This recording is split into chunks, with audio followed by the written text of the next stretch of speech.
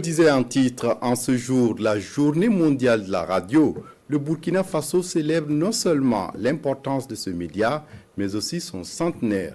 Introduite en 1959 avec la création de la radio Haute Volta, la radio a su s'adapter aux mutations technologiques et demeure un outil privilégié d'information, d'éducation et de divertissement pour de millions d'auditeurs. Chantal Ouedraogo. Ils ont été des grandes voix de la radio. Ils ont marqué le quotidien des auditeurs de la station nationale. Aujourd'hui, à la retraite, c'est toujours avec grande passion que ces acteurs évoquent ce média magique. En entrant dans la radio, j'ai été pris par la passion. J'avoue que c'est vraiment là que j'ai découvert le mystère, le phénomène de la radio. Quelqu'un m'a rencontré un jour.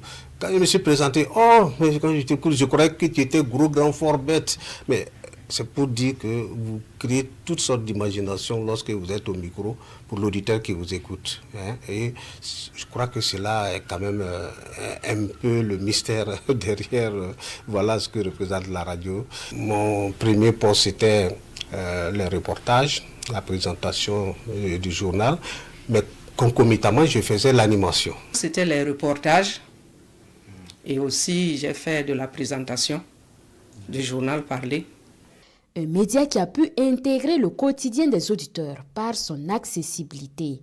La radio participe à informer, éduquer et transformer les sociétés. La radio diffusion du Burkina, par exemple, fut l'une des premières radios de la sous-région. Elle est plus que soixantenaire, elle est célèbre en octobre prochain, c'est 65 ans. Mais quand vous écoutez les aînés à travers les témoignages, on vous dira que tout le monde était scotché à la radio pour suivre les contes du Larlé, pour suivre le concert des auditeurs. Et c'était le trait d'union entre la diaspora en Côte d'Ivoire, au Ghana, au Mali et les frères et sœurs qui résidaient sur place. Cette commémoration mondiale est orientée sur l'avenir de la radio à l'ère de l'explosion des nouveaux canaux et méthodes de communication. Ces acteurs y trouvent une aubaine pour la radio de toujours entretenir sa notoriété. La radio a eu des moments de gloire.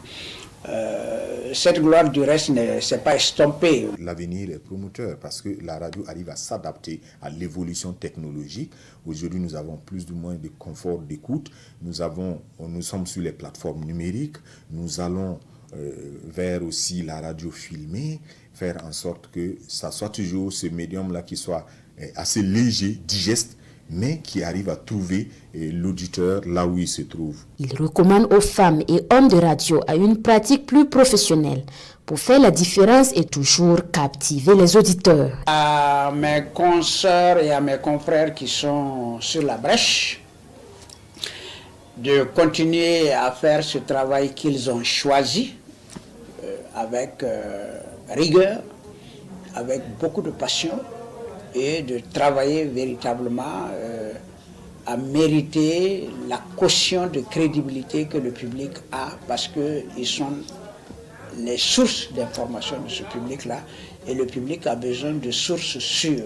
Au Burkina Faso, on dénombre 181 stations de radio, tout type confondu, public, confessionnel, communautaire et international.